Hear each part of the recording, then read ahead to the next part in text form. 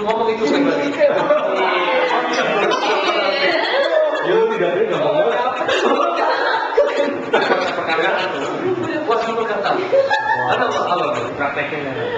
Itu Itu yang mendewasakan kita, ya. Ketika lu berkata-kata, jadi kita bukan dunia ngajarin, dunia kan ngajarin kata-kata positif. No, kita belajar kata-kata iman. Ya. Ya, minta maka kamu beri. Kalau dunia ngajarin kata-kata positif itu ada ujungnya kita nggak tahu kemana. Kan dia ngomongnya secara jiwa, tapi tidak secara roh. Nama Yesus pakai nama. Yes. Itu Ya, dunia kan ada nama Yesus nanti. perkataan itu akan mengubahkan kehidupan kita. Tahu nggak? Bahkan itu memang destiny hidup. Perkataan itu. Ini perkataan, bahkan belajar banyak hal dari sini. Setiap pagi, wah, lemes. Perkataan. Jadi Tuhan itu ajarin gue banyak hal dari perkataan. Perkataan itu membangkitkan hidupmu atau menurunkan hidup. Karena firman itu bilang, kalau tidak ada semangat, matilah kau. Misal, bahasanya bukan gitu sih.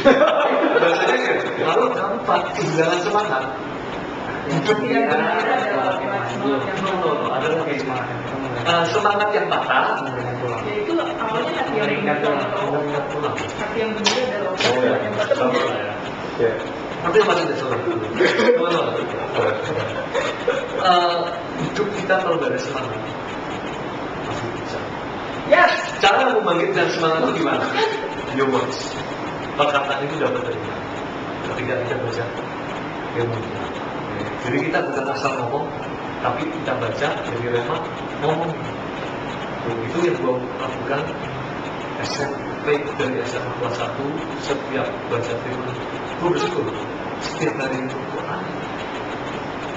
Bisa satu setiap hari. Bersyukur. Walaupun tadinya nggak satu terus, tapi di sekolah ada kala ya. Di sekolah, tolong ya. Bisa main kita. Di sekolah ya. Ini nakalnya nih. Makanya pelajarannya ya haleluya pelajarannya. Nilainya haleluya. Haleluya.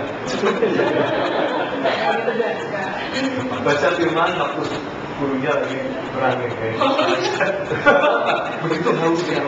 Begitu kalau gue nggak baca firman hari itu hidup gue kayak marah terus. Itu saya malas dari akhir saudara. Kenapa? Itu yang mati dan gue katakan tadi ayat tadi dari Mika berkata sorak-sorak kemudian musuh bisa hancur. Nah, kalian tahu Jericho hancurnya dari berapa? Jericho tembok gede, tembok setebal apa ya kayaknya? Tebal banget lah. Gede Banget. Bisa hancur dari berapa? Bisa. Ya, kuasanya luar biasa sebenarnya. Maka itu dengan gua ngomong ini jadi pembelajaran gua, hati-hati. Tadi waktu ini ingat yang kedua adalah kita bukan Mazmur 121. Jadi ini bukan ayat yang gua mau sharing. Mazmur 121.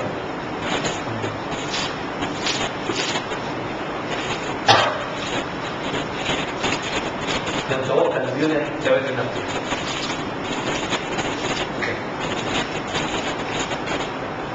Mazmur 121. Ya. Kita baca 1, 2, 3, 1 sampai 8. 1, 2, 3, ada 3. Cowok mobil saya bilang sudah jawab semua. Jadi kemudian. Yes. Dapat. Yang sudah dapat kata yes. Yes. Yes.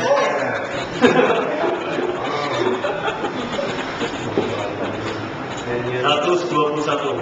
Tuhan menjaga Israel. 1, 2, 3. Nyanyi aku merayakan mataku untuk gunung-gunung. Dari mana datang pertolongan? Dari Tuhan yang menjadikan langit dan bumi. Yes.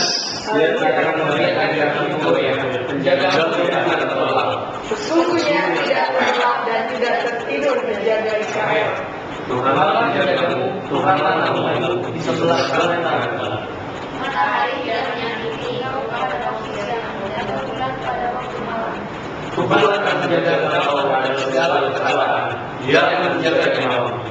Tuhan akan menjaga keluar masukmu dari sekarang sampai selamanya. Luar biasa. Tuhan akan menjaga keluar masukku dari sekarang sampai selamanya. Apa yang menjadi jawaban kita? Yes. Kalau kita mungkin bilang ini mana bagus. Kejatuhan kita itu gara-gara mata.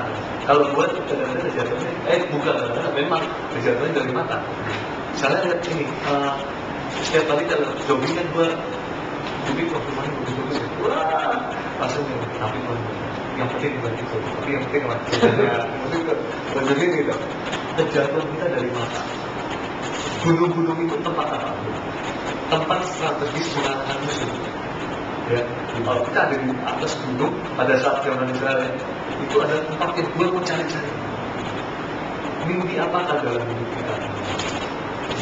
Mimpi apakah dalam hidup kita yang kita sedang kejar? Atau harapan apa di depan kita? Apakah asuransi kemudian yang ganti batar rambut atau apa? Lihatnya semangat deh. Yes. Tapi ayat dulu bilang apa? Pertolongan itu datang dari tapi saya salah baca nih. Salah aminin bukan salah baca. Dari Tuhan melalui asuransi. Yes. Kita suruh asuransi. Ya. Jadi teman-teman gitu. Pertolonganmu datang dari kekayaanmu, kehebatanmu, otakmu, skillmu, atau dari Tuhan. Mungkin kita ini berada dalam kondisi, kalau gue merasa berada dalam kondisi yang tidak menjawab skillnya, kita pas-pasan. Dulu keperluan bahasa Rom, kita ngawur-ngawuran, tapi menikmati, enjoy. Baca. Pembantu gue bilang, kesurupan. Sampai dia ini ngatakan di depan kamar gue ada genteng, punya kamu, terus kodenya tutup. Akhirnya dua pembantu itu terima Yesus. Tapi apa teman-teman? Pertolongan datang dari Tuhan. Kalau kamu merasa hidupmu berbeda, Tuhan cepat tolong. Tapi kalau kamu merasa hidupmu, kita, kamu dan saya itu merasa hidup kita masih punya kekuatan, ya prosesnya akan cepat semakin lama. Pernah bayangin nggak seorang anak yang anak SD kelas 5 tapi nggak mau belajar sungguh-sungguh, akhirnya proses belajarnya tetap sama. Nah, kadang-kadang Tuhan itu izinkan masalah itu demi masalah, masalahnya itu aja supaya apa? Kita lulus dan kita masuk mana? Ke next level dalam hidup kita. Kalau masalah kita dengan kesabaran, kita akan lulus. Tuhan ajari aku kesabaran. Tahu nggak yang terjadi adalah Tuhan kasih apa? Orang-orang yang akan seperti menjengkelkan kita. Tuhan beri aku kesabaran. Itu akan terjadi.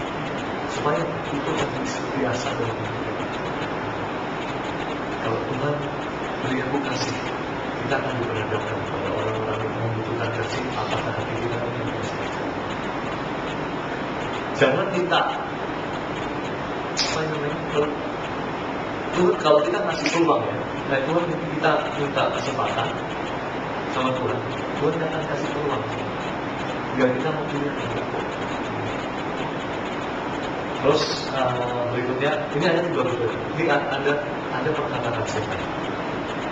Mungkin hari-hari ini ya, bahkan ilmu pengetahuan itu mengatakan bahwa matahari akan semakin panas. Karena menjelang kedatangan Tuhan memang akan semakin panas. Ya, dunia akan semakin panas. Kenapa? Faktor untuk mencair, ya semuanya akan jadi panas kan, akan banjir. Tapi ini perkataannya akan lebih matahari pun tidak akan menyakiti kita atau bulan pada waktu itu. Gue teringat buat kita itu mengalami, buat gue secara pribadi itu dari rumah akhirnya kita pindah ke rumah yang paling kecil dan sebagainya.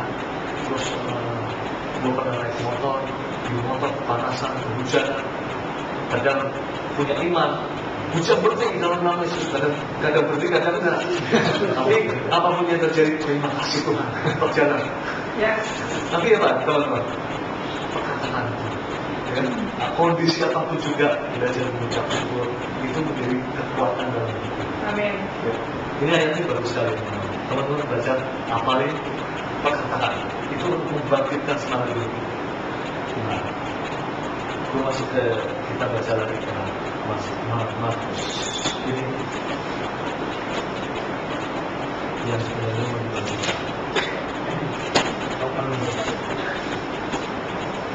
Markus 12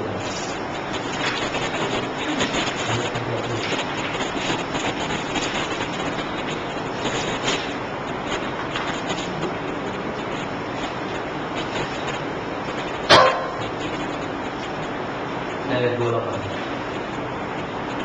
sampai ayat 25.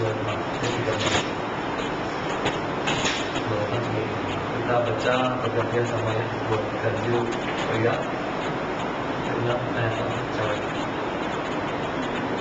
Jadi beda dulu ya. 12 ayat 28 sampai 34. Cewek itu 4 ayat 28.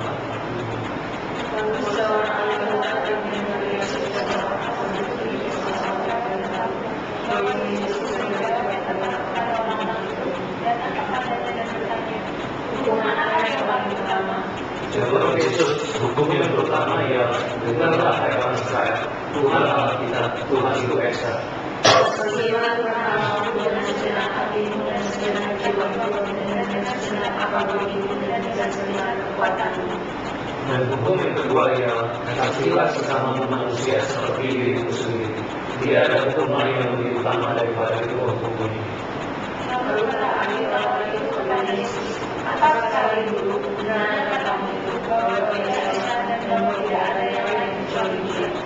Memang mengasihi Dia dengan segenap hati dan dengan segenap pengertian dan dengan segenap kekuatan, dan juga mengasihi sesama manusia seperti diri sendiri adalah hal jauh lebih utama daripada semua hormat-hormat dan hormat manusia.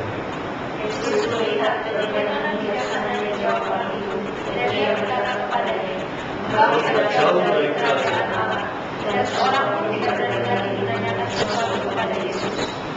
Di ayat 28 dikatakan, lalu seorang ahli Taurat yang mendengar Yesus dan orang Saduki soal jawab dan tahu bahwa Yesus mau menjawab yang tepat kepada orang itu, datang kepadanya dan bertanya, hukum manakah yang paling utama?